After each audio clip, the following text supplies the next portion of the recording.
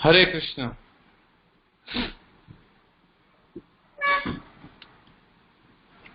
तो आज हमारा चौथा दिन है श्री राम कथा का। और कल हमने देखा कि कैसे महाराज दशरथ ने पूरी तैयारियां की, लेकिन उनके मन में एक संकोच था क्योंकि कुछ अपशगुन होने वाला था, जैसे कि उन्हें ऋषियों ने बताया था, ज्योतिष ने बताया। और मंथरा ने उधर कैकेयी की मति को फिरा दिया।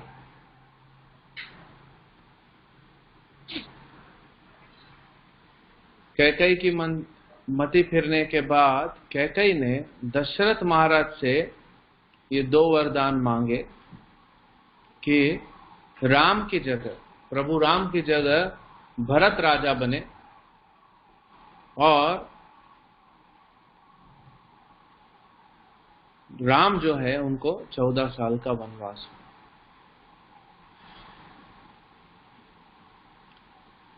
फिर हम देखते हैं कैसे सुमंत्र को बुलाया गया और कैकेयी ने कहा सुमंत्र को कि आप जाइए और राजा जो हैं वो राम से मिलना चाहते हैं, उन्हें तुरंत लेके आइए।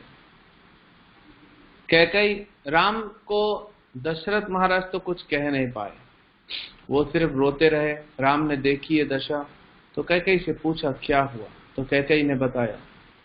तो राम ने, जैसे कि हमने कल सुना था कि भगवान राम को जब राज्य मिला तो भी वो प्रसन्न नहीं थे, सुखी नहीं थे, और जब उनसे राज्य लिया गया तो वो दुखी नहीं थे। समभाव रखे हुए भगवान राम, धीर। तो भगवान ने स्वीकार कर लिया, बोला इतना छोटी सी ये बात है और इसके लिए क्यों वो पिताजी को कहते हैं कि आपको दुख प्रकट करने की कोई बात नहीं, और भरत अच्छे से राज कर सकता है और मैं वन में रहूंगा। और फिर राम वहां से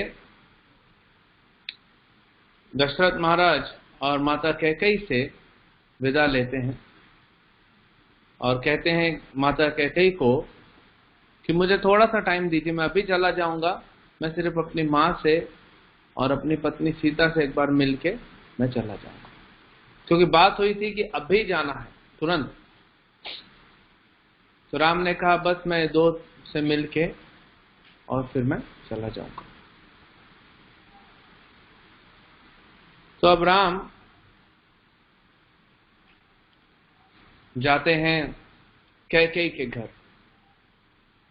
कैकेयी के महल में जाते हैं।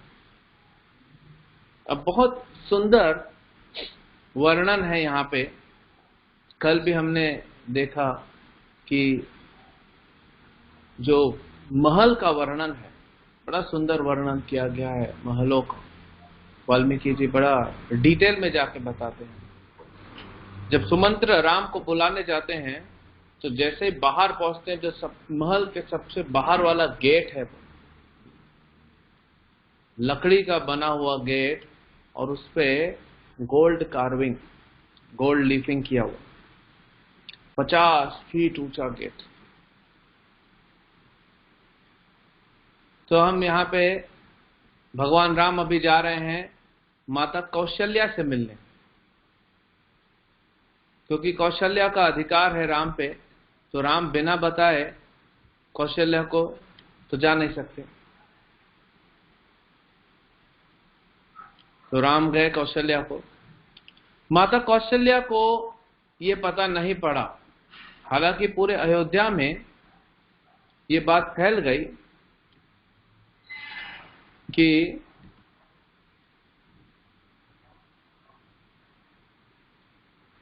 तो वॉल्यूम चेक कीजिए, volume of speaker is low, feedback आ रहा है। तो it is your duty to log on to few mobiles and check and let me know. तो माता कौशल्या को बिल्कुल भी ये आभास नहीं था कि राम जो हैं उनको वनवास दिया महाराज दशरथ ने और भरत राजा बनेंगे। हालांकि अयोध्या में बात फैल गई थी और यहाँ पे जब माता के पास आते हैं, कौशल्या के पास, तो कौशल्या रात भर, ये अब सवेरे की बात है, अर्ली मॉर्निंग, और रात भर कौशल्या भगवान नारायण की भक्ति में लगी थी। क्योंकि कल उन्होंने सोचा कि कल मेरे बेटे का राज्य से अभिषेक होने वाला है, तिलक होने वाला है, तो मैं रात भर, कोई भी अपशगुन न हो।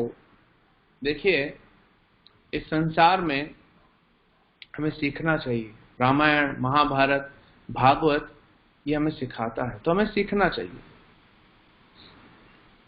जब कौशल्या को पता पड़ा कि कल मेरे पुत्र का राज्य अभिषेक होगा, वो युवराज बनने वाला है और फिर वो राजा बनेंगे, तो कौशल्या रात भर भगवान विष्णु की, भगवान नारायण की भक्ति में लगी थी, सोई नहीं थी।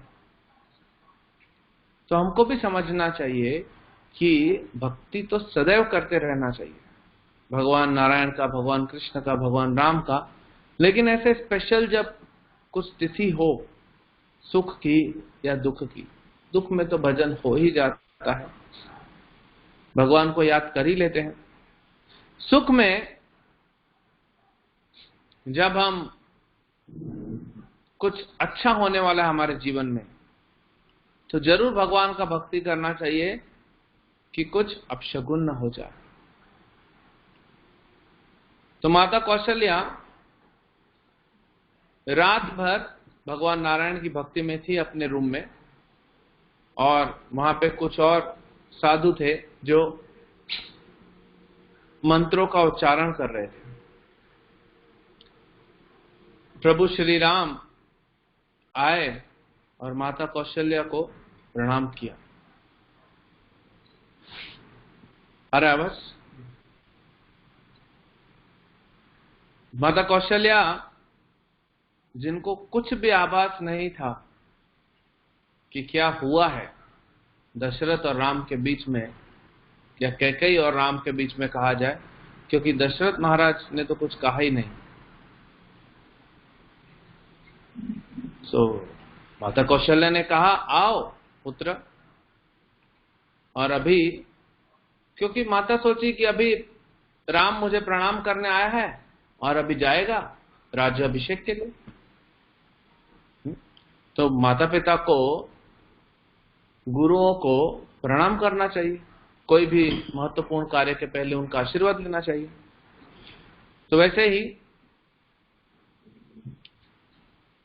भगवान राम गए और कौशल्या ने सोचा आशीर्वाद लेने आए हैं, तो कौशल्या ने कहा, बैठो और बताओ कि तुम्हारे राज्य अभिषेक की सारी तैयारियां हो गई क्या। तो राम ने उसके बारे में बात ही नहीं की। एक्चुअली बाहर सब तैयारियां हो गई थी, वहां पे सिंहासन भी लग गया था। राम जब जाते हैं कौशल्या के महल में, कैकेयी के महल से, तो वहां पे उस जगह से होते हुए जाते हैं, उस हॉल से जहां पे तैयारी होनी थी, और वहां पे वो आसन, सिंहासन रखा हुआ है जहां पे राम का अभिषेक होने वाला था, और वहां से बाजू से निकल जाते हैं और देखते तक नहीं। भगवान षड ऐश्वर्य पूर्ण है, और 6 ऐश्वर्यों में भगवान का एक ऐश्वर्य है विरक्ति, त्याग, वैराग। और भगवान को वैकुंठ से ज्यादा लेना देना नहीं रहता। भगवान आत्मा राम है, अपने में ही रमते रहते हैं। भगवान को तो आनंद इसमें आता है कि उनके भक्त प्रसन्न है। तो जब भगवान को वैकुंठ में ऐसा कुछ मिले, ऐसा आनंद नहीं आता, तो यहाँ पे क्या, ये भौतिक राज्य लेके भगवान को क्या आनंद मिलेगा।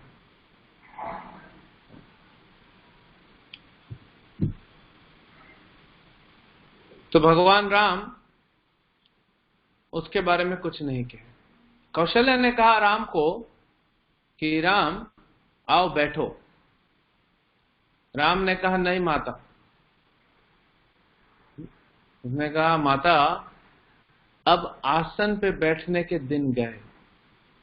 तो कौशल्या कुछ समझी नहीं, यानी अभी आप अगले दिन राजा बनने वाले हो, और आपकी माँ कह रही है आओ बैठो मेरे रूम में मेरे आसन पे, तो माँ के आसन पे तो बच्चे बैठते ही हैं।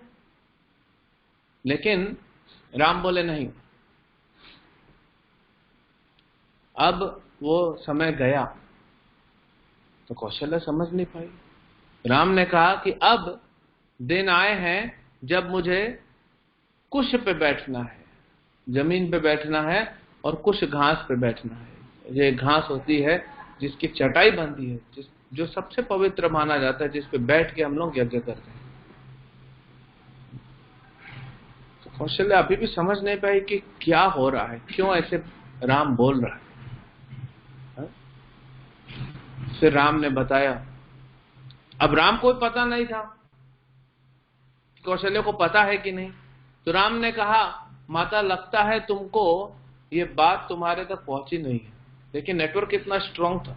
कैकेयी के महल से निकले भगवान राम और पहुंचे कौशल्या के महल में और पूछते हैं तुमको नहीं पता पड़ा अभी तक, क्योंकि सारे नगर में फैल गई थी बात। इससे ये भी पता पड़ता है कि अयोध्या वासी सब सवेरे जल्दी उठ जाते थे, हम जैसे सोते नहीं रहते थे 7 बजे तक। हमने सुना अभी लॉकडाउन है, लोग 10 बजे 11 बजे 12 बजे तक सो रहे हैं, फिर उठते हैं, ब्रश करते हैं, कुछ खाते हैं, फिर सो जाते हैं।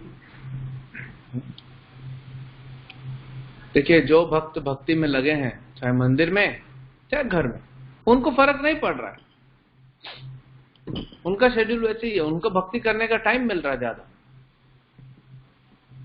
लेकिन जो भक्ति में नहीं है वो बड़े परेशान है, डिप्रेशन जैसा फीलिंग आ रहा। अभी तो 4 दिन ही हुआ है ना, अभी से परेशान हो गए। लेकिन जो भक्ति में लगा है, भगवान की कथाओं में, भगवान के नाम सुनने में लगा है, श्रवण कीर्तन में लगा है, उसको कोई फर्क नहीं पड़ता। तो समाज में कैसी भी परिस्थिति आ जाए, जो व्यक्ति भजन में लगा हुआ है वो हिलेगा नहीं, वो घबराएगा नहीं। उसी के लिए भगवान कृष्ण ने कहा है दुखेशु अनुद्विग्ना मन सुखेशु विगता स्पृह। दुख में दुखी नहीं होता, दुख की परिस्थिति में, और सुख की परिस्थिति में सुखी नहीं होता। अपनी मनस्थिति को समभाव बना के रखता है भक्त। अब भगवान ने यहां पे वही दर्शाया है, समभाव बना के रखे।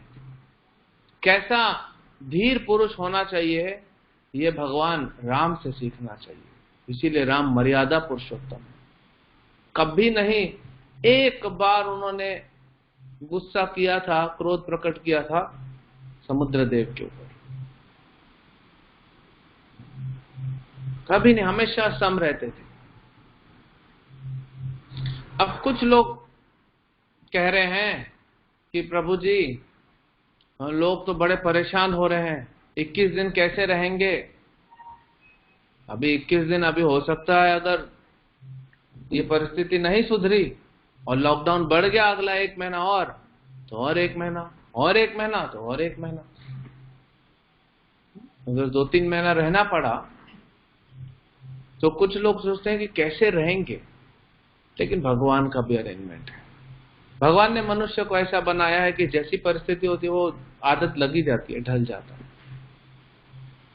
लेकिन भक्तों का कैसा है, भक्तों के लिए कोई भी परिस्थिति हो उसको सम रहना चाहिए। इनफैक्ट जब भक्ति से रिलेटेड कुछ ऐसा मौका मिलता है, अपॉर्चुनिटी मिलती है या भक्ति बढ़ रही है, तो उसमें ज्यादा आनंद होना चाहिए। ठीक है, अभी आप लोग जो घरों में है वो मंदिर नहीं आ पा रहे हैं, जो लाइव देख सकते हैं भगवान के विग्रह, लेकिन हरिनाम तो ले ही सकते हैं,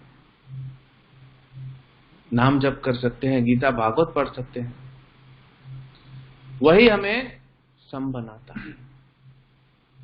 जब ये ज्ञान मिलेगा तो व्यक्ति सही स्थिति में वैराग में बैठता है। जब ज्ञान आता है तो वैराग आएगा।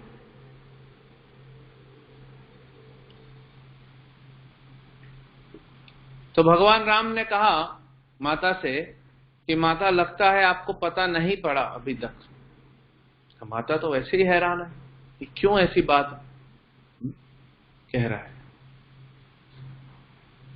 राम ने कहा कि पिताजी ने, और बड़ा सहज भाव से कह रहे, ऐसा नहीं कोई दुख है, दुख तो था ही नहीं राम को। ऐसा कह रहे हैं, मान लीजिए माता पिताजी ने मुझे ना अभी फॉरेस्ट डिपार्टमेंट दिया है, अब हम वन मंत्री हैं। ये राज्य जो है अयोध्या, ये बहुत छोटा है, लेकिन वन तो बड़ा है, मुझे पूरा वन दिया है। इस तरह से वो बता रहे हैं। राम ने कहा मुझे पिता ने मेरी जगह भरत राजा बनेंगे और मुझे वन में जाने का आदेश है, तो मैं अगले 14 साल के दिन वन में जाऊंगा।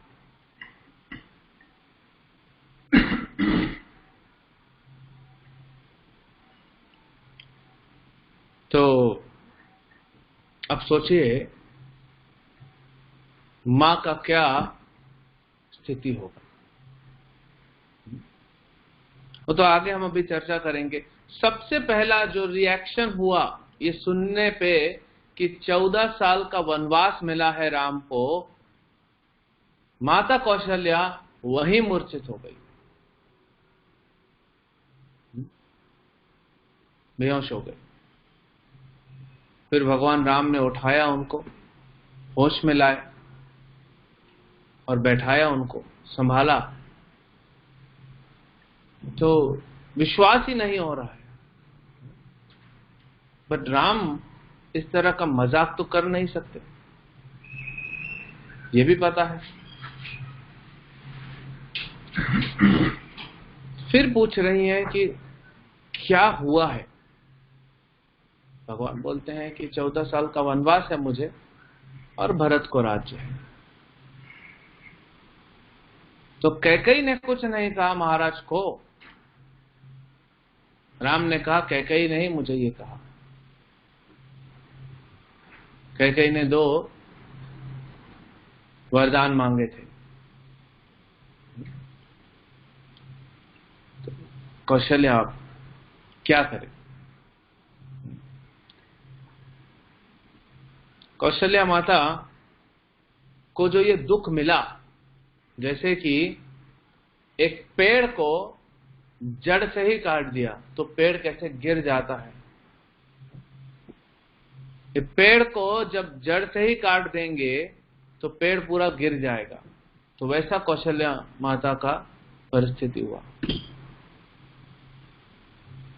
अब जीवन में दुख तो मिला है, किसको दुख नहीं मिलता। अब वो जब हमारा ये एक साइकोलॉजी होती है, जब एक दुख आता है तो हमारे जीवन के पीछे के सारे दुख सामने दिख जाते हैं, एक फ्लैशबैक की तरह, एक रील चलने लगता है।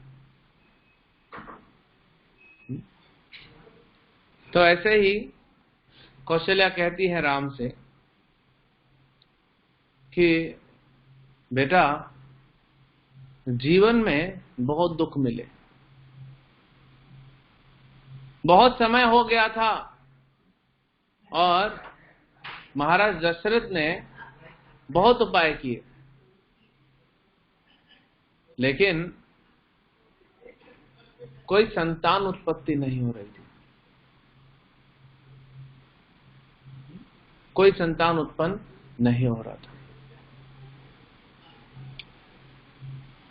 और दशरथ महाराज हमने सुना कि वो भी चिंतित थे कि एक विवाह हुआ, दूसरा हुआ, तीसरा हुआ, लेकिन कोई संतान उत्पन्न नहीं हो रहा था और बहुत प्रयास किए। कौशल्या बोलती है कि बहुत तपस्या के बाद, देवताओं के आशीर्वाद से और ऋषियों के आशीर्वाद से तुम उत्पन्न हुए, तुम प्रकट हुए। तब मैंने सोचा, मुझे तो लगा कि मैं बांझ ही रह जाऊंगी जीवन भर, लेकिन जब तुम प्रकट हुए तो मेरे संसार पूरा सुख से और खुशियों से भर गया।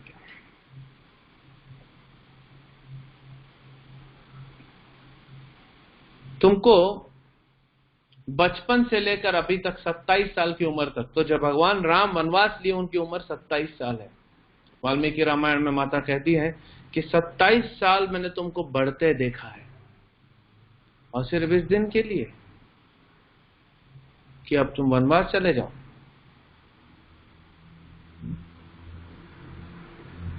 तो राम ने फिर समझाने का प्रयास किया कि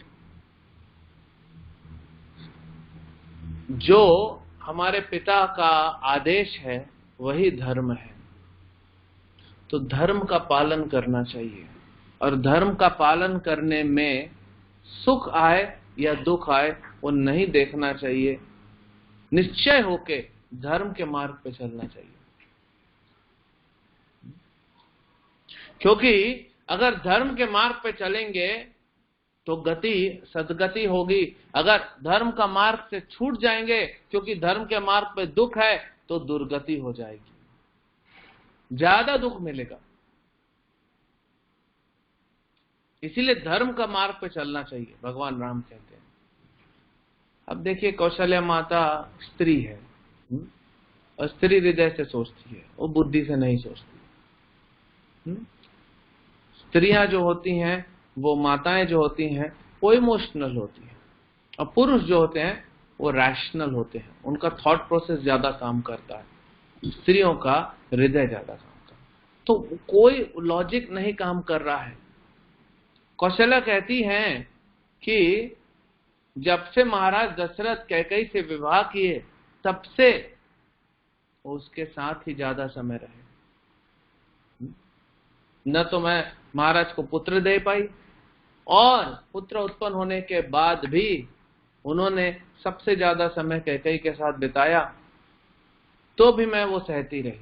क्योंकि एक स्त्री के लिए अगर उसका पति उसके साथ समय न बिताए, पहले तो ऐसा था पॉलीगैमी कि एक पुरुष जो है वो ज्यादा स्त्रियों से विवाह कर सकता, लेकिन फिर उसको जो पति है, जितनी स्त्रियां हैं, सबको प्रसन्न रखना पड़ेगा, सबको सुखी रखना पड़ेगा, सबको समय देना पड़ेगा। अब भगवान जैसा तो कोई कर नहीं सकता। भगवान कृष्ण ने 16,108 शादियां की, विवाह किए द्वारका में। तो द्वारका जब अपने सभा से, सुधर्मा सभा से जब निकलते थे तो एक कृष्ण निकलते थे, एक, और वहां से 16,108 हो जाते थे, और हर महल में एक एक कृष्ण। वही कृष्ण अपने आप को एक्सपांड कर सकते, बट मनुष्य तो नहीं कर सकता।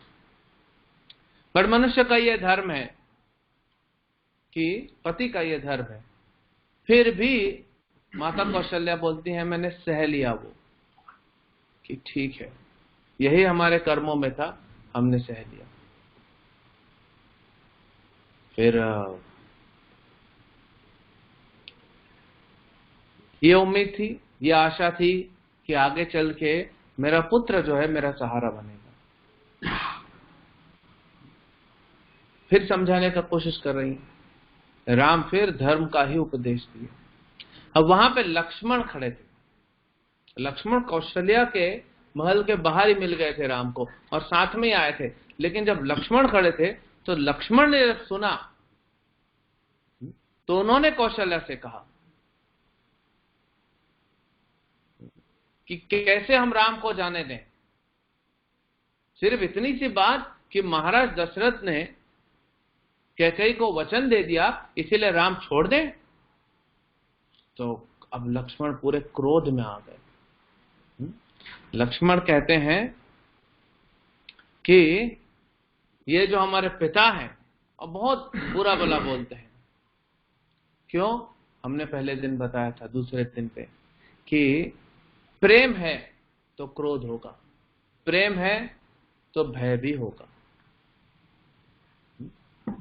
तो लक्ष्मण का प्रेम इतना है राम से, राम प्राण से भी ज्यादा लक्ष्मण को प्रेम करते हैं। और आप देखिए, जहां पे भगवान आते हैं लक्ष्मण आते हैं, कृष्ण आते हैं, बलराम आते हैं, गौरंग महाप्रभु आते हैं, नित्यानंद प्रभु आते हैं, भगवान नारायण के रूप में आते हैं, लक्ष्मण जी अनंत शेष के रूप में आते हैं। वो हमेशा उनके साथ रहते हैं। कभी भी ये दोनों अलग नहीं होते हैं। जो भगवान के वस्त्र हैं, जो भगवान के गहने हैं, वो भी लक्ष्मण ही है। जो हम मृदंग करताल बजाते हैं वो भी लक्ष्मण का ही स्वरूप है, बलराम का स्वरूप है। इतना सेवा करते हैं, अलग हो ही नहीं सकते। तो कितना प्रेम होगा हम सोच सकते हैं। तो क्रोध में आ गए कि राम के साथ अन्याय हो रहा है। तो लक्ष्मण बड़े क्रोध में आके बोलते हैं कि ये जो राजा है, अब तो पिता भी बोलना छोड़ दिए, ये जो राजा है ये स्त्री में और भोग में अंधा हो गया है।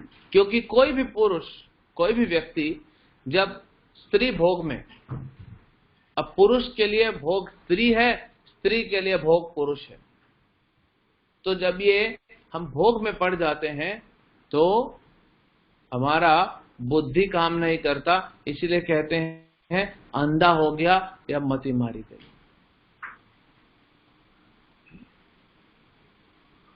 तो ये जो राजा है ये भोग में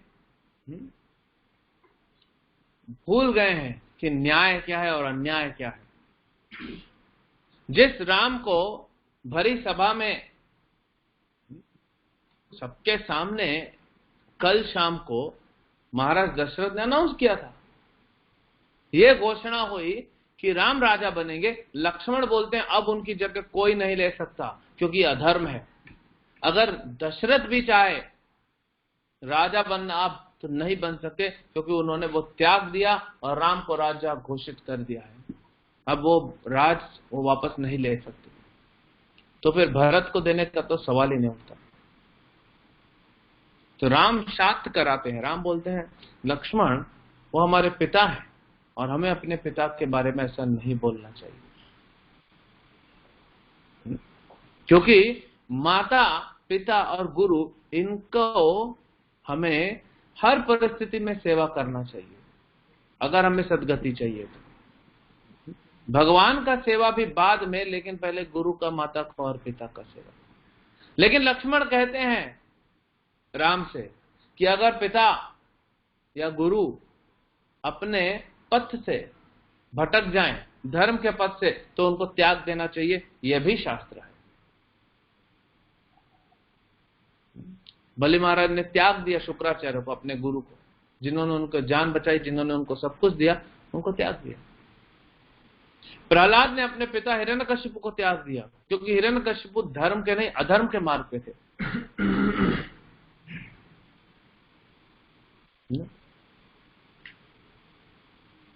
तो अब लक्ष्मण ने भी वो भी तो पढ़े लिखे हैं, उन्होंने भी शास्त्र पढ़ा, वो भी भगवान है, वो जानते हैं। तो लक्ष्मण कहते हैं कि ये जो मेरे हाथ है ना, ये मैंने ऐसे ही मजबूत नहीं किए हैं, और ये जो मेरा धनुष है ये कोई मेरा श्रृंगार नहीं है, इसको लेके घूमता हूं। यही धनुष में उठाता हूं और ऐलान करता हूं, ये घोषणा करता हूं कि कोई भी राम और राज्य के बीच में आएगा वो मुझे मृत्यु के रूप में पाएगा, चाहे वो दशरथ की चतुरंगी सेना क्यों न हो या स्वयं भरत क्यों न हो, जो भी आ जाएगा वो मृत्यु को प्राप्त होगा। इतना उनका क्रोध, क्यों? क्योंकि राम से प्रेम। तो राम समझाते हैं कि पिता का धर्म को पालन करना पुत्र का धर्म है। जब राम भरत मिलाप होगा ना, हम बात करेंगे, तब बहुत सुंदर शिक्षा देते हैं, हम थोड़ा सा बताते हैं, तब बहुत सुंदर शिक्षा देते हैं राम बोलते हैं अब तो दशरथ नहीं रहे। भरत बोलता है कि अब तो मैं राजा बना दिया गया, मैं तो लूंगा नहीं गद्दी, लेकिन अगर आप मानते हो मैं राजा बना दिया तो मैं राज्य आपको देता हूं, अब तो पिता नहीं है। तो राम कहते हैं कि मृत्यु के पहले हमारे पिता ने वचन दिया था कि मैं वनवास में जाऊंगा और भरत तुम राजा बनोगे। तो अब मैं 14 साल वनवास में रह के और तुम राजा बन के हम पिता का वो कर्ज को चुकाएंगे, नहीं तो पिता धर्म के रास्ते से हट जाएगा और उनको दंड मिलेगा। देखो कितना धर्म इतना आसान नहीं है। तो राम कहते हैं लक्ष्मण को कि मैंने देखा, कौशल्या और लक्ष्मण दोनों को कहते हैं कि मैंने देखा है, महाराज नहीं चाहते थे लेकिन वो धर्म संकट में है। उन्होंने वरदान पहले दिए और कैकेयी ने अभी मांगे। न चाहते हुए भी महाराज दशरथ को ये वरदान देने पड़े, वो सुखी नहीं थे। और कैकेयी तो मुझे अपने पुत्र से ज्यादा प्रेम करती है, भरत से ज्यादा मुझे प्रेम करती है, वो कैकेयी कैसे कहेगी? ये समझ जाना चाहिए हमको कि ये तो नसीब है, ये तो किस्मत का खेला है, ये देवताओं द्वारा रचाया हुआ है। नहीं तो वो कैकेयी, क्योंकि राम कैकेयी के पास ही ज्यादा रहते थे और कैकेयी राम को ही ज्यादा प्रेम करती थी, भरत से ज्यादा। और भरत, लक्ष्मण और शत्रुघ्न, ये तो तीनों दास थे हमेशा राम के। तो फिर राम ने कहा कि ये विधाता का प्लान है। तीन कारण राम ने बताए, बोले एक काल का, एक विधाता का और एक कर्मों का। इससे जो चल रहा है, भगवान बार बार शिक्षा दिए हैं। भगवान ने गीता में भी यही शिक्षा दी है, भागवत में अलग अलग अवतार में यही शिक्षा दी है। पृथु महाराज जो भगवान के सत्यावेश अवतार हैं, उनको वो यज्ञ कर रहे थे, 99 यज्ञ कर चुके, 100वां यज्ञ पूरा करने वाले थे। इंद्र बार बार घोड़ा चुरा लेता था और इंद्र को दंड देने के लिए एकदम डिटरमिन्ड हो गए, निश्चय कर लिया, 1 बार 2 बार 3 बार, अब बोले इंद्र को मार दूंगा। तो ब्राह्मणों ने कहा कि आपने दीक्षा लिया है, आपने प्रतिज्ञा लिया है, आप जब तक यज्ञ नहीं होगा आप उठ नहीं सकते। और रही बात इंद्र की, आप क्यों तकलीफ लेते हो? अभी एक मंत्र छोड़ता हूं, ब्राह्मण ने कहा, इंद्र यही हवन में घुस जाएगा अभी। देखो ब्राह्मणों का पावर। स्वर्ग के राजा इंद्र को भी पृथ्वी के ब्राह्मण हवन में डाल के खत्म कर सकते, इतना पावर होता है ब्राह्मणों का। लेकिन असली ब्राह्मण आज का नाम का ब्राह्मण नहीं, जो तपस्या का बल है जिसके पास। तो ब्रह्मा जी आ गए। अब ब्रह्मा ने कहा ऋतु महाराज को कि आप जानते हैं धर्म क्या है, और आपको कोई मतलब नहीं है 100 यज्ञ करने से, क्योंकि आपको तो इंद्र का पोस्ट नहीं चाहिए, छोटी सी चीज है आपके लिए। और फिर ब्रह्मा जी कहते हैं कि कोई भी व्यक्ति विधाता के रचे हुए प्लान के विरुद्ध जब जाता है और लड़ता है तो उसी का सर ज्यादा पिटता है, वही ज्यादा परेशान होता है। तो इसीलिए हमको ही झुकना चाहिए। तो राम ने लक्ष्मण और कौशल्या से कहा यही विधाता का, यही विधि का विधान है। बोले मुझे विधाता ने चुना है वन जाने के लिए और भरत को विधाता ने चुना है राज्य संभालने के लिए। हम कुछ नहीं कर सकते। भगवान सिखा रहे हैं कि हम मनुष्य कुछ भी नहीं कर सकते। इसीलिए गीता में कहा प्रकृते क्रियमाणानि गुणै कर्माणि सर्वशः अहंकार विमूढ़ात्मा करता हम इति मन्यते। जो मनुष्य सोचता है कि मैं करता हूं, करके दिखाओ।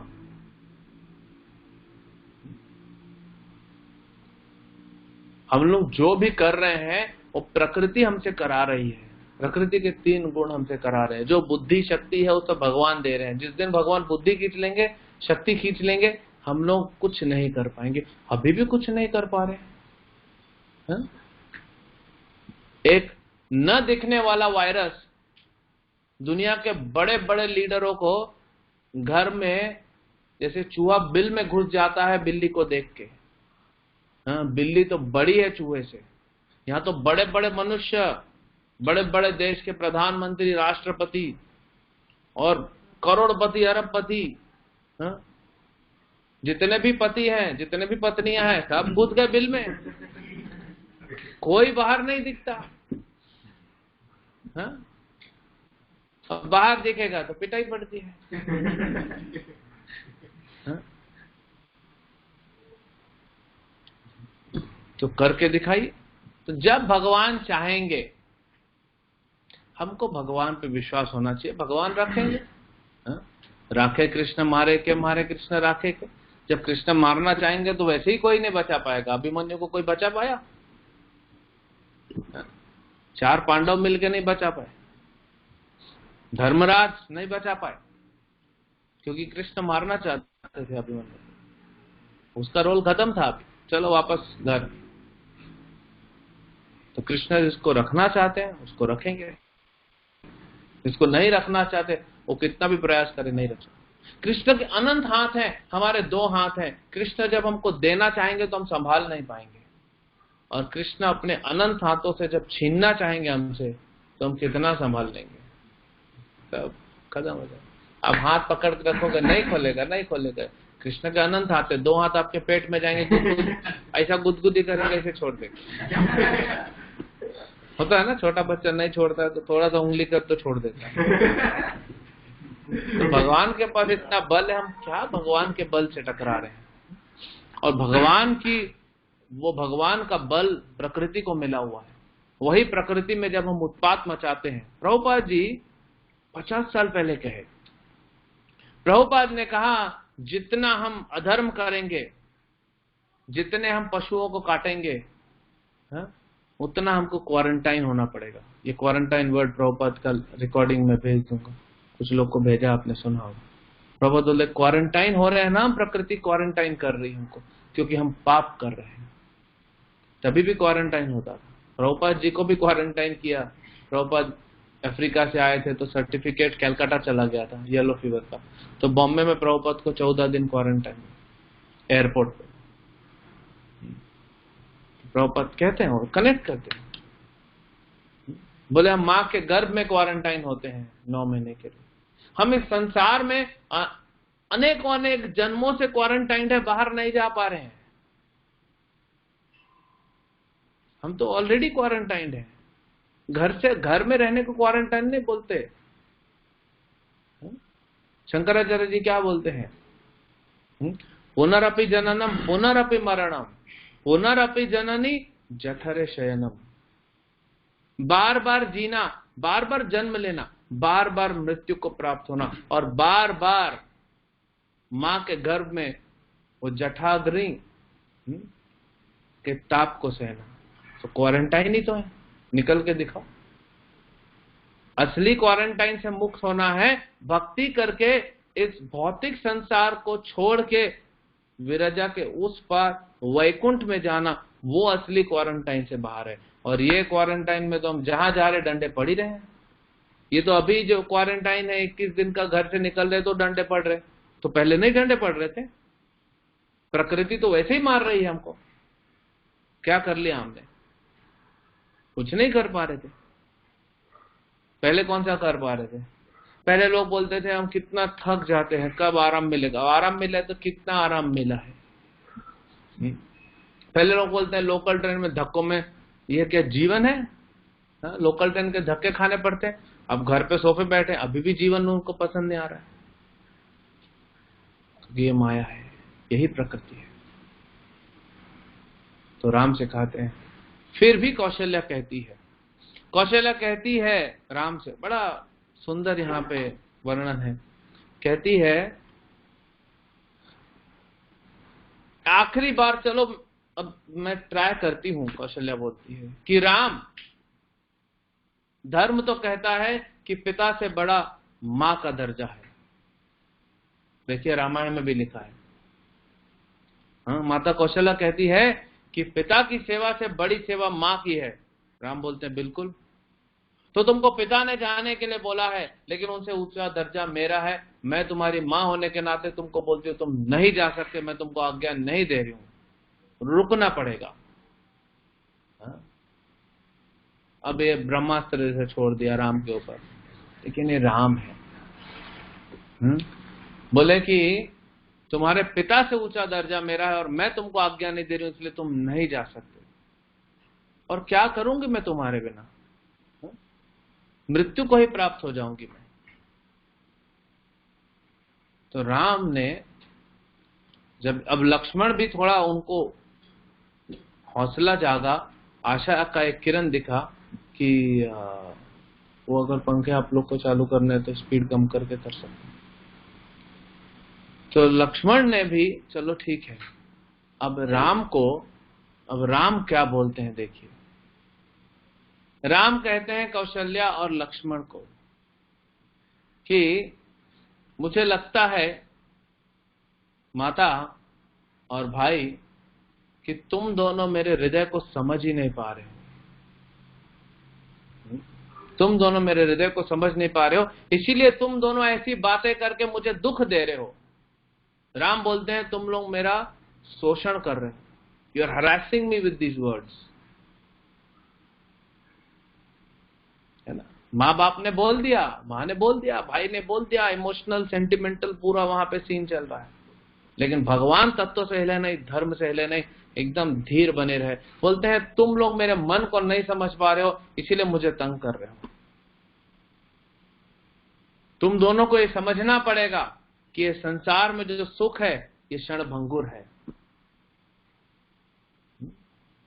ये जो राजा का भेष है, ये जो राज्य है, ये क्षणभंगुर है। ये संसार में जो माँ है, जो पिता है, जो भाई है, जो पत्नी है, जो बच्चे हैं, ये सब मिले हैं। जैसे पानी में, नदी में तिनके कभी बहते बहते साथ में आ जाते हैं, लेकिन लहरों का दूसरा प्रवाह आते ही तिनके फिर बिछुड़ जाते हैं। राम तत्व को बात कर रहे हैं।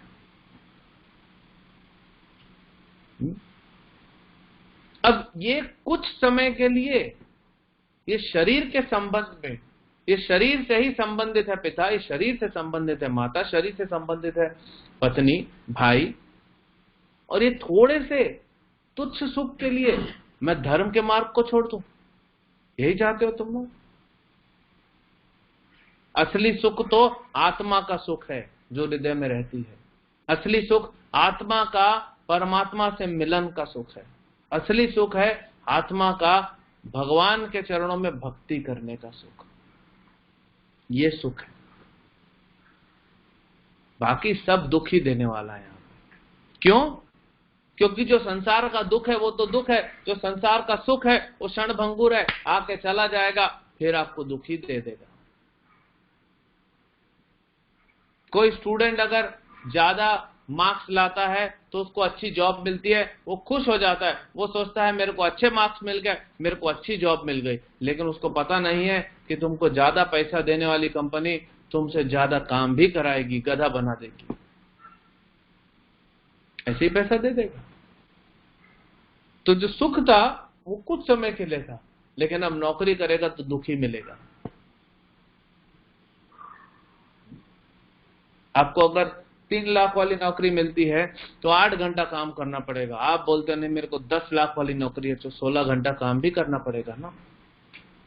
जीवन में तो ऐसे ही दुख भर जाएगा। और फिर सोचा कि मैं चलो पैसा कमाऊंगा, जॉब मिल गया, अच्छा पैसा कमाऊंगा, माँ बाप को सुखी रखूंगा, शादी करूंगा, पत्नी को सुखी रखूंगा। माँ बाप रह गए शहर में, आप चले गए दूसरे विदेश में पैसा कमाने के लिए। पत्नी घर में अकेली है, आपके पास टाइम नहीं है, तो क्या सुख मिला? तो ये संसार में सुख है ही नहीं। सुख सिर्फ भक्ति में। और ये जब भगवान ने कहा तो अब कौशल्या क्या बोले, क्योंकि ये तो शास्त्रों का निचोड़ है ना, ये तो तत्व की बात है, ये तो झूठ नहीं है, तो सत्य बोला ना राम ने। अब सब क्षणभंगुर तो है, उसको तो आप हटा ही नहीं सकते। कौशल्या ये तो नहीं बोल सकती, हालांकि राम भगवान है और कौशल्या उनकी नित्य माता है, वो अलग है, लेकिन यहां पे तो लीला में नहीं बोल सकती ना कौशल्या। तो ये संसार में सुख दुख लगे रहेंगे, हमको अपने आप को धर्म के मार्ग पे चलाते जाना चाहिए, चाहे सुख मिले चाहे दुख मिले।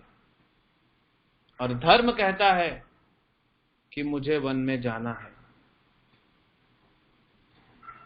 यही मेरे लिए आज्ञा है, हमारे राजा की आज्ञा है, हमारे पिता की आज्ञा है, यही मेरा धर्म है। अब उस जंगल में जानवर मिले, भूत प्रेत मिले, राक्षस मिले, कांटे मिले, खाना मिले न मिले, उसी पे चल रहा है। तो अब तो कैकेयी कौशल्या समझ गई। कौशल्या बोली राम को, जो राम ने ठान लिए एक बार, क्योंकि 27 साल देखा है ना राम को। कौशल्या माता कहती हैं कि मैं जानती हूं राम को, लक्ष्मण को देख के कहती है मैं जानती हूं राम को, जो इसने एक बार सोच लिया इसको कोई नहीं हटा सकता वहां से। क्योंकि राम जो सोचते हैं वो धर्म के मार्ग पे धर्मनिष्ठ होके सोचते हैं, और धर्म के मार्ग को कोई राम को अलग नहीं कर सकता, कोई छुड़ा नहीं सकता। तो कौशल्या माता ने कहा ठीक है पुत्र, तुम जाओ अपने धर्म को पूरा करो, और मैं यहां पे तुम्हारी प्रतीक्षा करूंगी। 14 साल बाद तुम आओगे और मैं तुम्हारी प्रतीक्षा करूंगी। तो जाने के लिए लक्ष्मण अभी भी क्रोध में थे, वो नहीं एक्सेप्ट कर पा रहे थे। अब राम सीता के पास जाना है, क्योंकि पत्नी अगर आपने स्वीकार की है धर्म पत्नी, तो कोई भी कार्य आप बिना पत्नी के सहमति के नहीं कर सकते, यही तो धर्म पत्नी है। तो पत्नी से बिना सहमति लिए बिना मिले जाएंगे कैसे?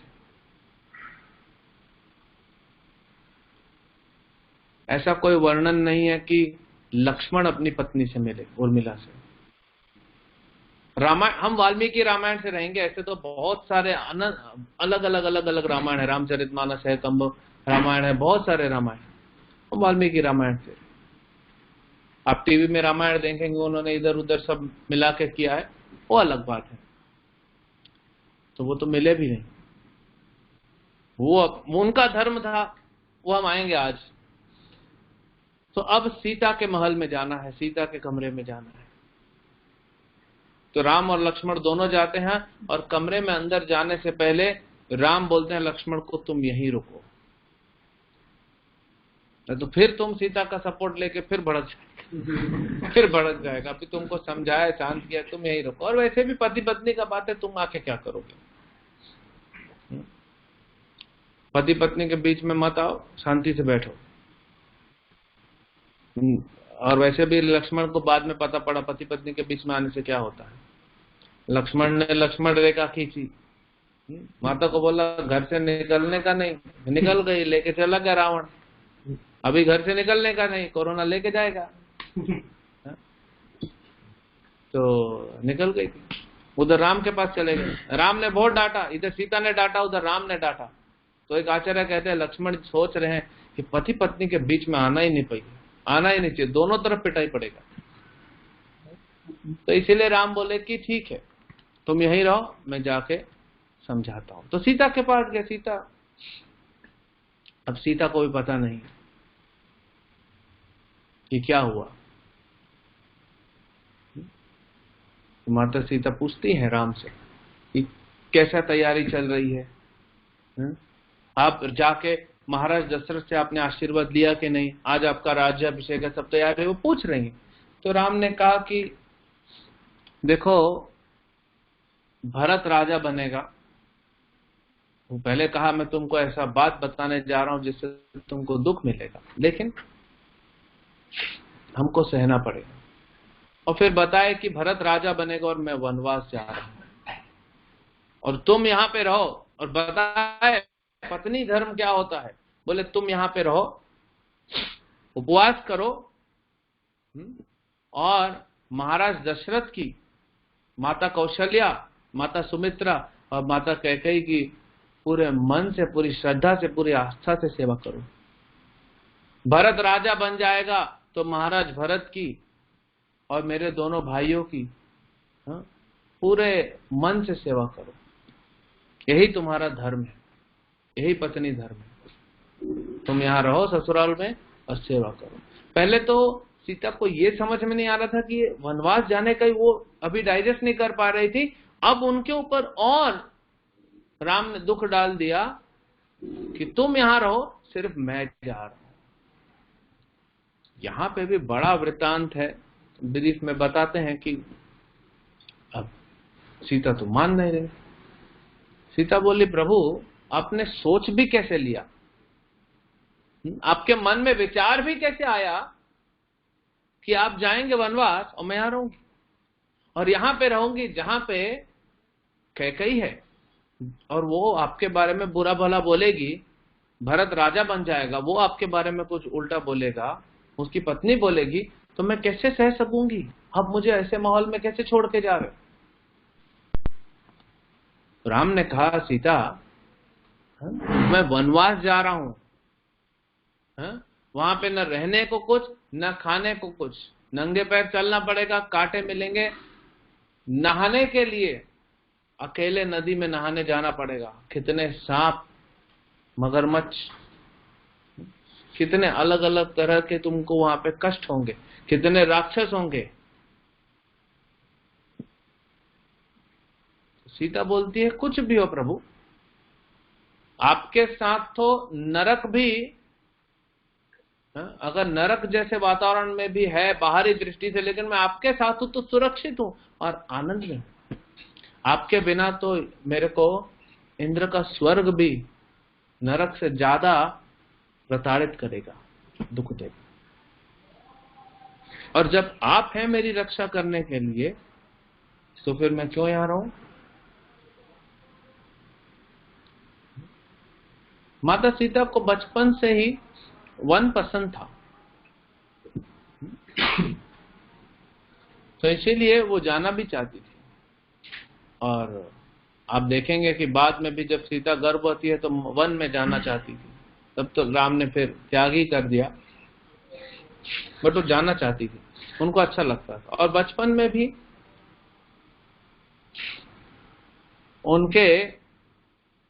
उनकी जन्म कुंडली को देख के एक उनके जो कुल गुरु, राजगुरु थे, उन्होंने कहा था कि इस कन्या के हाथ में तो वन में रहना लिखा है, मतलब ये वन में रहेगी।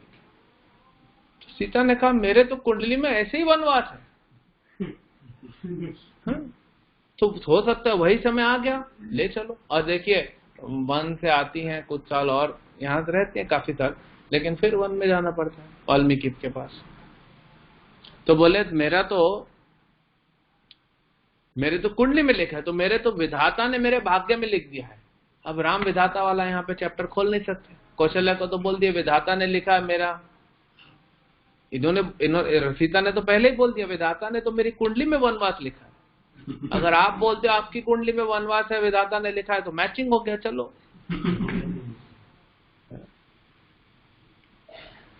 तो राम बोलते हैं, नहीं, तुमने कभी जमीन पे पैर नहीं रखा है, मखमल से नीचे तुम्हारा पैर नहीं उतरा है, और मैं तुमको ऐसे जगह पे लेके जाऊंगा, कुछ हो गया तो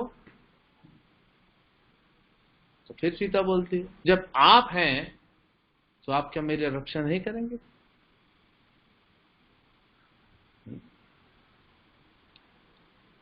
तो बहुत बातें होती हैं, माता सीता रोने लगती हैं। वो बोलती हैं कि क्या पत्नी का ये धर्म नहीं है? आप मुझे बोल रहे हैं पत्नी का धर्म, तो क्या पत्नी का ये धर्म नहीं है कि वो पति की सेवा में हमेशा लगी रहे?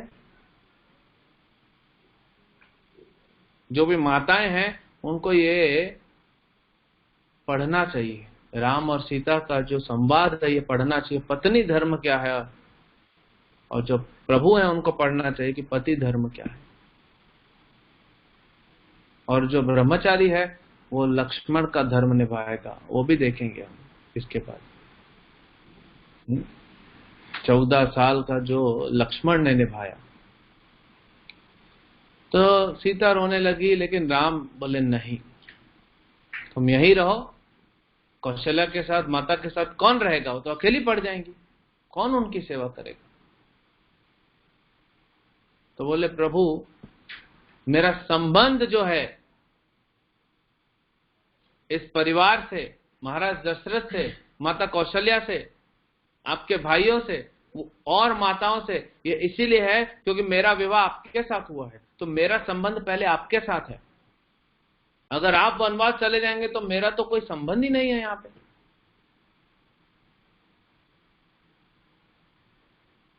तो भी राम नहीं मान रहे थे। फाइनली सीता को भी, स्त्रियों के पास एक गुण होता है। कौशल्या ने भी एक लास्ट इमोशनल स्टेटमेंट दिया, लेकिन राम ने तत्व से काट दिया। सीता बोलती है, लगता है कि मेरे पिता जनक ने मेरा विवाह एक स्त्री के साथ किया है। अब किसी क्षत्रिय को, जैसे गीता में कृष्ण बोलते हैं अर्जुन को अनार्य दुष्टम, अनार्य बोलना क्षत्रिय के लिए बहुत बड़ा गाली हो गया। जो वेदों का पालन करते हैं वो आर्य हैं, और आप अनार्य बोल दिए। क्लैब्यम स्मगम पार्थम, अर्जुन को नपुंसक बोल दिया कृष्ण ने। जो इतना बड़ा क्षत्रिय है, जो इंद्र को हरा सकता है, जो सारे देवताओं को हरा दिया, उसको आप ऐसा बोल रहे। तो क्षत्रियों को अपना एक गर्व होता है। तो प्रभु राम यहाँ मनुष्य लीला में क्षत्रिय के रोल में है। तो सीता ने कहा कि लगता है मेरे पिता महाराज जनक ने मेरा विवाह पुरुष से नहीं किया है, क्योंकि पुरुष तो वो होगा ना जो अपनी पत्नी की रक्षा कर सके। और आप बार बार टाल रहे हो, मैं नहीं जाऊं, नहीं जाऊं, नहीं जाऊं, मतलब आप मेरी रक्षा नहीं कर सकते हो। तो चिंता मत कीजिए, मैं भी क्षत्राणी हूं, मैं भी क्षत्रिय परिवार से हूं, मैं ये दुख को झेल लूंगी, है ना। जो रही बात जंगल में और ये राक्षस और ये, मैं भी क्षत्रिय परिवार से हूं। तो जब ये वाक्य बोला तब राम बोलते ठीक है। बोले मैं तुमको, तुम्हारी परीक्षा कर रहा था, लेकिन मैंने तुम्हारे हृदय में अपने लिए जो प्रेम देखा है, मैं भी तुम्हारे बिना एक पल भी नहीं रह सकता। सीता राम तो लक्ष्मी नारायण राधा कृष्ण, ये दोनों कैसे एक दूसरे से अलग रह सकते, और रहते भी नहीं। तो राम बोलते हैं ठीक है। अब अगर आपको, आपने रामायण में सुना होगा कि जब वनवास में चले राम, सीता और लक्ष्मण, तो चलते चलते चलते चित्रकूट में रहे काफी साल, लेकिन फिर आगे चले और पहुंचे पंचवटी में। ये महाराष्ट्र का और कर्नाटक का और ये पूरा मध्य प्रदेश, गुजरात, ये बहुत बड़ा जंगल था, दंडकारण्य, और इसको त्रिकंटक भी बोला जाता था। वो बात बताएंगे सब। तो त्रिकंटक, यहाँ पे 3 भाई रहते थे रावण के। तो जब खरदूषण ने राम को घेर लिया था, 14,000 राक्षस यहीं पंचवटी में, राम और लक्ष्मण। शूर्पणखा ने आके बताया था कि 2 भाई हैं, सुकुमार हैं, उनकी पत्नी बड़ी सुंदर है। तो राम, लक्ष्मण और सीता और खरदूषण और 14,000 राक्षस। तो खर कहता है अपने भाई को कि भाई ये कितना सुंदर है। राम को देख के बोलता है सुंदर है। जैसे अगर आप कालिया दमन लीला देखते हैं, तो जब कालिया ने देखा, जब कृष्ण यमुना में कालिया दह में अंदर घुसे,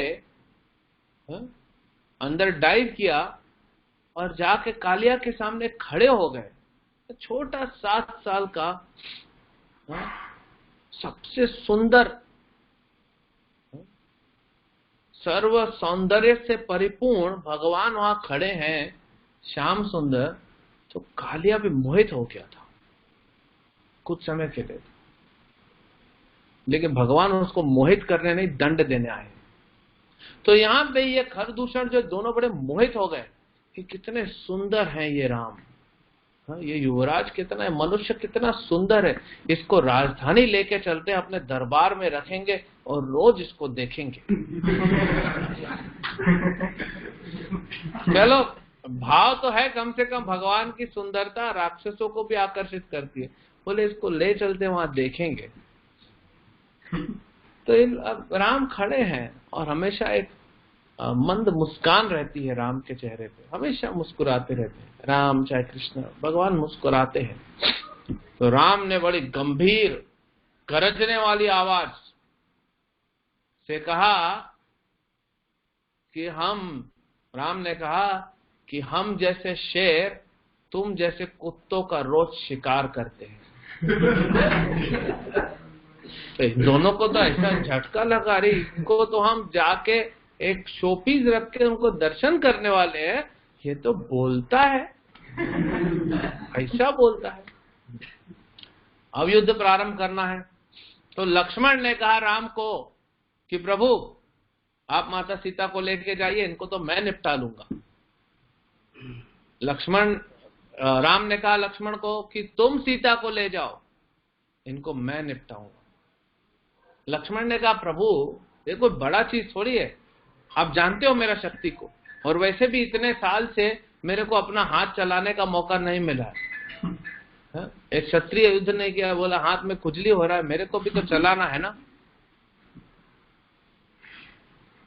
तो अब राम को ये बात याद थी कि सीता ने कहा था कि मेरे पिता जनक ने लगता है मेरा विवाह स्त्री के साथ किया है। वो बात अभी तक खटकी थी, अभी तक उसका हिसाब नहीं हुआ था। 13 साल बीत गए थे।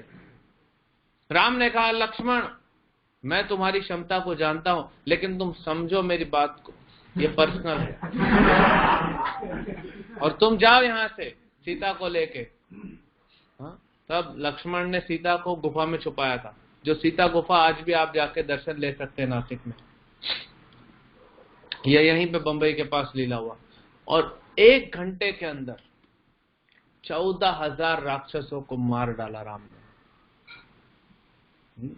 और जो खरदूषण को मारे हैं वो आगे हम पढ़ेंगे, जो वर्णन है, जो वाल्मीकि जी ने वर्णन लिखा है, आप पढ़ेंगे तो ऐसा लगेंगे आपके सामने एकदम क्या 3D मूवी चल रहा है। एक बाण छोड़ते हैं राम और उससे 14 बाण हो जाते हैं। 4 घोड़े मर जाते हैं, एक बाण से उसका सारथी मरता है, एक बाण से उसका रथ का पहिया टूटता है, एक बाण से उसका छतरी उड़ जाता है, एक बाण से उसका कवच टूट जाता है, एक बाण जाकर उसका धनुष को, ऐसे एक ही बाण छोड़ते उससे 14 बाण हो जाते हैं। 14 बाण अलग अलग कार्य करते हैं। ये है मार्शल आर्ट्स,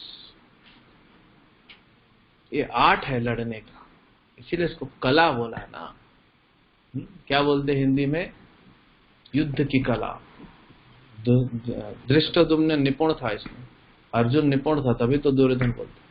तो जब मार दिया राक्षसों को राम ने, अब आप लड़ोगे तो खून तो लगेगा ना।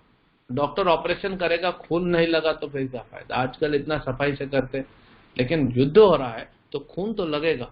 तो राम का खून नहीं था ये।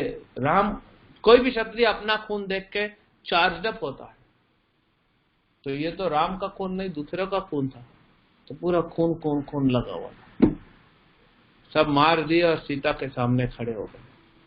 लक्ष्मण लेके आए। अब लक्ष्मण को समझ में नहीं आ रहा है, और राम धनुष लेके खड़े, और एक आंखों में एक चमक और एक गर्व है कि तुमने कहा था ना, देखो मैं कैसा पुरुष हूं। व्याघ्र, बाघ, मनुष्यों में बाघ हूं मैं। तो तब सीता समझ गई, लेकिन सीता तो जानती है राम को। उल्टा सीता राम को डांट देती है उस समय कि कितना खून खराबा करते हो, वनवास में आए हो फिर भी धनुष लेके आए हो, इधर मारने के लिए आए हो लोगों को। तो राम बोलते क्षत्रिय का धर्म है राक्षस को मारना, क्योंकि ये लोग साधु को तंग कर रहे थे।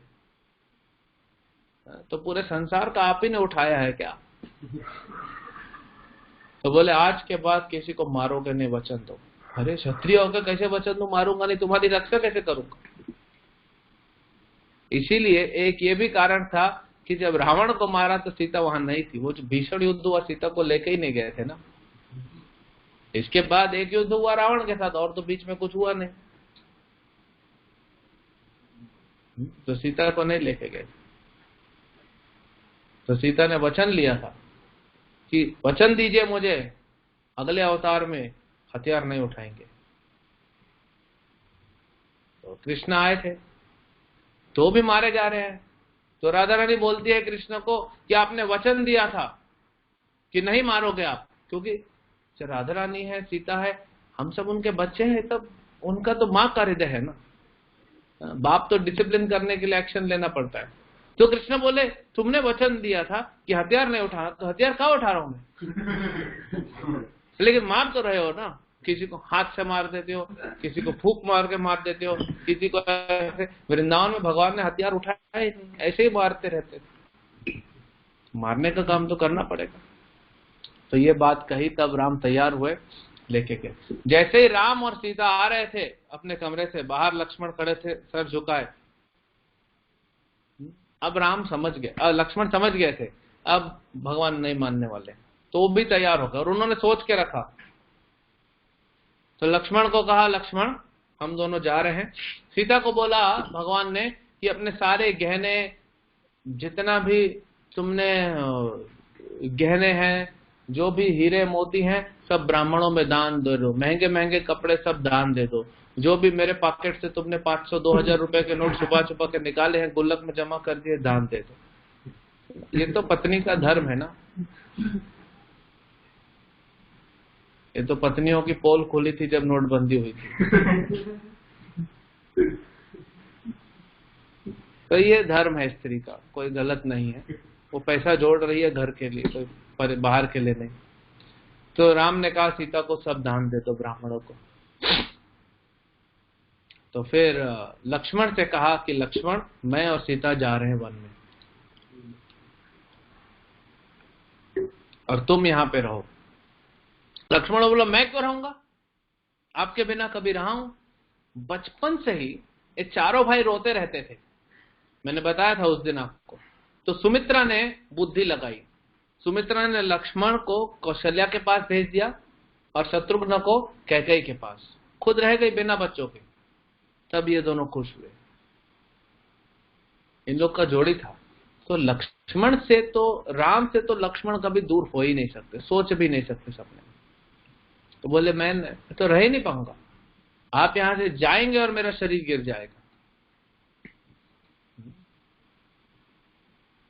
तो राम ने कहा कि जब मैं चला जाऊंगा तो सुमित्रा का और कौशल्या का कौन ध्यान रखेगा? भरत तो नहीं रखेगा, वो तो राजा बन जाएगा। जानते हैं राम की भरत रखेगा। अब लक्ष्मण क्या बोलते हैं देखो, नहीं प्रभु मैं जानता हूं भरत आपको कितना प्रेम करता है, भरत कभी भी आपको दुख नहीं पहुंचाएगा। वो बात अलग है, बाद में फिर गुस्सा हो जाते हैं भरत पे जब चित्रकूट में मिलते हैं। तो बोले भरत और शत्रुघ्न सारी माताओं का वैसे ही ध्यान रखेंगे बिना भेदभाव के जैसे आप स्वयं रखते, तो आप चिंता मत कीजिए, लेकिन मैं आपके साथ चल रहा हूं। बोले ठीक है चलो। तो तीनों ने फिर दान देना चालू किया, जो भी उनकी जमा पूंजी सब ब्राह्मणों को दान दे के लाखों लाखों गाय, सोना, हीरे मोती, चांदी सब दान दे के। और लक्ष्मण को कहा लक्ष्मण तुम वशिष्ठ के पास जाओ, और वशिष्ठ की कुटीर में देखो, साधु कभी राजमहल में नहीं रहता। साधु भले वो राजा का गुरु है, लेकिन अगर वो राजमहल में रह गया तो उसने नौकरी कर ली राजा की, फिर वो राजा गलत होगा तो उसको इंस्ट्रक्शन नहीं दे पाएगा। इसलिए हमेशा वो राज्य के बाहर, राज्य के नहीं तो महल के बाहर, राजमहल के बाहर, राजमहल में कभी नहीं रहेंगे। चाणक्य भी नहीं रहे, कोई भी नहीं रहता राजमहल में। द्रोणाचार्य रहे, इसलिए वो मना नहीं कर पाए दशरथ को, धृतराष्ट्र को। जब लड़ना था तो लड़ना पड़ा, वो जानते थे मैं गलत हूं, लेकिन आप राजमहल में रहे हैं तो आप नमक खाए। भीष्म भी जानते थे। तो फिर वशिष्ठ के पास जाओ और मुझे दहेज में 2 धनुष मिले थे, दिव्य अस्त्र हैं वो, और बाण हैं, वो लेके आओ, हमको उसकी जरूरत पड़ेगी। और 2 कवच हैं जिसको कोई नहीं भेज सकता। ये दिव्य अस्त्र महाराज जनक ने मुझे विवाह के समय दिए थे, तो तुम इसको लेके आओ। और फिर हम चलते हैं। फिर दोनों ने दान दिया और लक्ष्मण को बोलते हैं राम कि तुम भी अपने प्रियजनों से मिल के आओ, आज्ञा लेके आओ। उर्मिला के पास तो जाते नहीं है, पत्नी से पूछते ही नहीं है। इसलिए कुछ आचार्य कहते हैं कि सीता से बड़ा त्याग उर्मिला का है, क्योंकि सीता ने क्या त्यागा? सीता ने राज्य त्यागा, लेकिन भगवान को प्राप्त किया, और वो भगवान ही उनके पति है। तो पति भी मिला, भगवान भी मिले, वे एक ही व्यक्ति है, और राज्य त्यागा। उर्मिला ने राज्य नहीं त्यागा, लेकिन पति को त्याग दिया भगवान की सेवा के लिए। तो उर्मिला का त्याग कुछ आचार्य कहते हैं ज्यादा बड़ा है। 14 साल वो रुकी थी यहां पे। तो लक्ष्मण जाते हैं सुमित्रा के पास। अब पूरे रामायण के 24,000 श्लोकों में सबसे महत्वपूर्ण श्लोक सुमित्रा कहने वाली है। वाल्मीकि जी ने सबसे महत्वपूर्ण श्लोक रामायण का सुमित्रा के मुख से निकलवाया है। जब सुमित्रा के पास जाते हैं और बोलते हैं मां, राम और सीता जा रहे हैं वनवास और मैं जा रहा हूं उनकी सेवा करने, बता रहे हैं, पूछ नहीं रहे, आज्ञा दो। सुमित्रा बोलती है कि बेटा लक्ष्मण तुम आए ही क्यों मेरे पास, तुमको तो आना भी नहीं चाहिए था, क्योंकि अब ये श्लोक कहती है कि राम ही तुम्हारे लिए दशरथ है और सीता ही तुम्हारे लिए तुम्हारी मां सुमित्रा है, और जहां पे सीता और राम है वही तुम्हारा अयोध्या है। यहां तो तुम रह के करोगे भी क्या, तुम जाओ, तुम्हारा जीवन वही है, तुम्हारे लिए इस अयोध्या में कुछ नहीं है, तुम्हारे लिए वही अयोध्या है जहां पे राम है। तो तुम तो जाओ, तुम्हें मेरे से पूछने की आवश्यकता भी नहीं, मुझे बताने की आवश्यकता भी नहीं, तुम जाओ।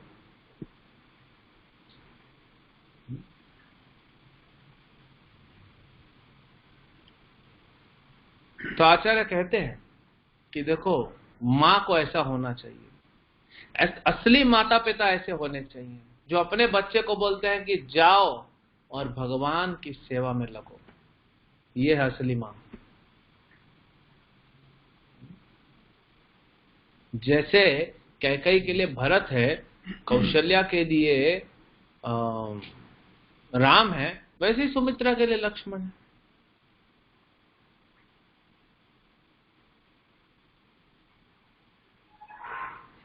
कोई कह सकता है कि 2 पुत्र थे, एक को भेज दी, नहीं, दूसरे दोनों को बचपन से दे के रखी थी इसने, एक भरत की सेवा में, एक राम की सेवा में।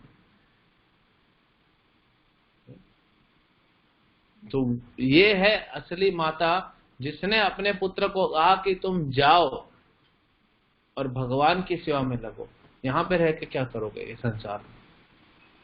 तो सुमित्रा से आशीर्वाद लेने के बाद राम, सीता और लक्ष्मण, ये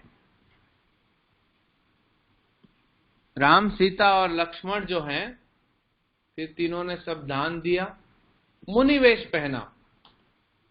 मुनिवेश यानी कि छाल समझते, बार्क, ट्री का बार्क छाल बोलते हैं ना, तो वो राम ने पहना। अब देखिए यहां पे ये आए दशरथ के पास, और दशरथ तो देख नहीं सकते, आखिर माता पिता है, वो देखे हैं हमेशा हमारा बेटा जीन्स टी शर्ट गॉगल पहन के और बढ़िया हेयर स्टाइल में, और अभी ये गेरुआ वस्त्र पहन के मुंडन करा के, तो दुख तो होगा, दुख तो होगा। लेकिन ये दुख क्षणभंगुर है, क्योंकि बड़े सुख के लिए जा रहा है आगे। तो दुख हो रहा था, वो तो उनका दुख तो बहुत सारा था, तो कुछ कह नहीं पा रहे थे। वशिष्ठ जी वहीं पे थे। कैकेयी ने मंत्रा को बोल के, या मंत्रा ने खुद अरेंजमेंट किया था कि यहीं से इन लोग को मुनिवर बना के भेजो, मुनि भेज। हालांकि जटा बाद में किए राम ने, जटा तो राम ने किया जब गुहा से मिले, तब उन्होंने अपने बालों पे, वो पेड़ से दूध निकलता है ना, सफेद सफेद दूध बोलते, वो लगा के उसको जटा बनाया। बाल एकदम रूखे सूखे हो जाते, एकदम एंटी कंडीशनर। मार्केट में कंडीशनर मिलते हैं ना, ये एंटी कंडीशनर है। तब वहां पे उन्होंने किया था, यहां से लेकिन छाल लेके निकले। कैकेयी का मति इतना भ्रमित कर दिया था देवताओं ने। कैकेयी में कोई दोष नहीं है। देखिए, आज हमें संसार में दोष नहीं देखना चाहिए। कोई बोलता है ये वायरस चाइना ने छोड़ा, कोई बोलता है ये उसने किया। देखिए, किसी पे दोष लेके हमको कोई फायदा नहीं मिलेगा। और ये उसका क्या दोष है? क्या चाइना का प्रधानमंत्री भगवान है क्या, जो वो अपनी इच्छा से कुछ भी कर रहा? अरे वो भी कठपुतली है। 3 गुणों में प्रकृति उसको भी कठपुतली बना के रखी। हमारे जीवन में ये सीखना चाहिए। राम कभी कैकेयी को दोष नहीं दिए, ये तो विधाता का है। तो हमारे जीवन में जो दुख मिल रहा है, ये तो हमारा तमोगुण है, हमारी अज्ञानता है कि हम दूसरे को दोष दे देते कि इसके कारण ऐसा हुआ, इसके कारण ऐसा हुआ, इसने ऐसा किया। हम बोल देंगे और प्रधानमंत्री मोदी ने लॉकडाउन कर दिया। नहीं, वो क्या भगवान है लॉकडाउन करेंगे? ये तो विधाता ने हम सबका कर्म लिखा था लॉकडाउन होने का, और उनको एक निमित्त बना दिया। वो कौन होता है डिसीजन लेने वाले? भगवान के अलावा कोई डिसीजन नहीं लेता। और भगवान डिसीजन लेते हमारे कर्मों पे आधारित। कर्मणा देव नेत्रेणा, कर्म और देव। तो हमारे जीवन में कुछ भी होता है हम दूसरे को दोष दे देते हैं। इसे पता पड़ता है कि हम रजोगुण और तमोगुण से प्रभावित हैं। अगर सतोगुण में व्यक्ति होगा तो कभी दोष नहीं देगा दूसरे को। तो कैकेयी का कोई दोष नहीं था, क्योंकि वो तो देवताओं को पता था ना कि जब तक राम वनवास नहीं लेंगे, जाएंगे नहीं तो रावण को मारेंगे नहीं। तो इसीलिए मति फिरा दी मंत्रा की और कैकेयी की। और राम जानते थे। राम ने कहा, राम ने कौशल्या से कहा, लक्ष्मण और कौशल्या से अभी हमने कहा ना, ये तो विधाता का लिखा हुआ है। कैकेयी का क्या दोष है? इसमें क्या होता है, ये कोई भाव नहीं है, ये सत्य है। ये सत्य को समझने से हम किसी के प्रति मन में गलत भाव नहीं रखते। क्या होता है, हम मन में किसी के प्रति गलत भाव रखते हैं कि इसने मेरे साथ गलत किया, तो आप सुख से जी नहीं सकते। दुख काटते रहता है कि इसने किया, इसने किया। वो व्यक्ति जब जब आपके पास आएगा, उस व्यक्ति की जब जब बात होगी या उसका स्मरण होगा, आपका दुख बढ़ जाएगा।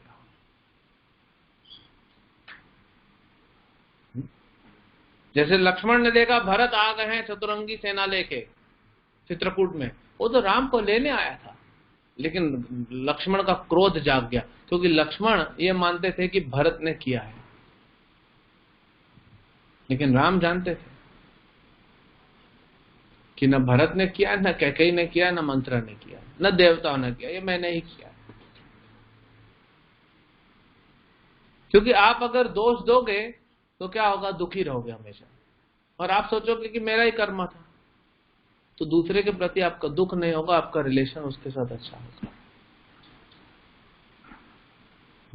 हमारे जीवन में जो भी हो रहा है, तत्व ये है, सत्य ये है, ज्ञान यही है कि वो हमारे ही पूर्व जन्मों का कर्म हमको मिल रहा है, कर्म का फल मिल रहा है। तो आज्ञा लेने आए थे दशरथ से, तो दशरथ महाराज आज्ञा भी क्या देंगे, वो तो कुछ बोल ही नहीं पाए, बस रो रहे थे अपना मुंह नीचे करके, और देख भी नहीं सकते थे राम को। बोले और जब सीता को देखे बोले मैं किस मुंह से जनक महाराज को क्या मुंह दिखाऊंगा मैं महाराज जनक को, जिनको मैं बोला था कि आपकी बेटी को हम अपनी बेटी जैसे रखेंगे, महारानी जैसे रखेंगे, आज उसको वन में भेजाना पड़ा। वो भी रोकने का प्रयास किया तो कैकेयी ने दे दिया छाल। अब कुछ आचार्य अपनी टिप्पणी में लिखते हैं कि सीता को भी दिया, और सीता को जब कपड़े मिले वो तो उसने कभी पहने ही नहीं, अभी वो परेशान हो रही है ये कपड़े कैसे है। तो राम से पूछते प्रभु इसको कैसे पहनना है।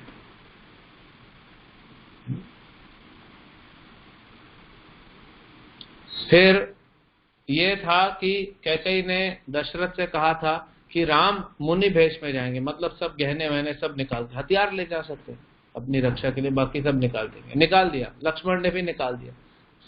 कैकेयी बोली सीता को कि तुम भी वन जा रही हो ना, ये गहने निकालो।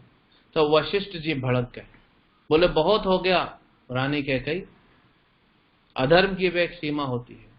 तुम्हारा वरदान था राम को वनवास, सीता और लक्ष्मण तो उसके साथ जा रहे हैं और सीता गहने नहीं उतारेगी।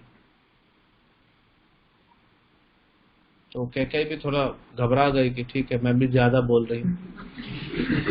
समझ में आ गया। यही गहने तो बाद में जटायु को मिले थे ना, जटायु के पास राम को मिले थे ना, सीता ने फेंके थे ना गहने, सुग्रीव को मिले थे, सॉरी सुग्रीव ने दिखाए थे ना गहने राम को कि देखिए ये है क्या, बोले हाँ यही है सीता के, लक्ष्मण को दिखाते। सीता ने फेंके थे अपने गहने, रावण जब हरण करके लेके जा रहा था तो गहने नहीं उतारने थे, और गहने जो है वो एक सुहागन की निशानी है, बोले नहीं गहने नहीं उतारे। अच्छा कुछ गहने पहनी थी और बाद में भी हम देखेंगे, इतना चर्चा करेंगे कि नहीं, लेकिन अनुसुईया ने भी कुछ दिए थे गहने। तो यहां से सीता, राम और लक्ष्मण चले वन को, और दशरथ महाराज ने सुमंत्र से कहा कि सुमंत्र जाओ इनके साथ, ये पैदल नहीं जाने चाहिए, कुछ दूर तक तो जाओ। तो रथ लेके सुमंत्र जाते, रथ पे बैठा के। राम भी मन रखने, राम नहीं रखना चाहते थे रथ में, क्यों जाएंगे जब वनवास ले लिया, अभी रथ क्यों करना। लेकिन राम ने सोचा नहीं ठीक है चलो, पिता का भी थोड़ा दुख कम होगा, अगर हम रथ में बैठ के यहां से निकलते हैं तो पिता को कम दुख हो रहा है, तो ठीक है। दशरथ देखते हैं ऊपर से, दशरथ का महल 7 मंजिल का महल, तो जाते हैं पूरे अयोध्यावासी। कुछ लोग बोलते हैं दशरथ महाराज को बुरा भला बोलते हैं, कुछ लोग भरत को बोलते हैं, कुछ कैकेयी को बोलते हैं, क्योंकि राम से इतना प्रेम था, राम इतने गुणवान थे, इतने गुण थे राम के। तो फिर सब चलते हैं और सब अयोध्या से एक साथ निकलते हैं। तो फिर आगे जाते हैं, वो चर्चा हम कल करेंगे। कल हम देखेंगे कि राम के वनवास के बाद इधर भरत आते हैं, वो थोड़ा सा चर्चा करेंगे और राम का वनवास में आगे बढ़ाएंगे। और देखते हैं, हुआ तो रामनवमी के बाद भी पूरा ये राम को अयोध्या तक वापस लाने का लीला हम वाल्मीकि रामायण से सुनते रहेंगे। हरे कृष्ण।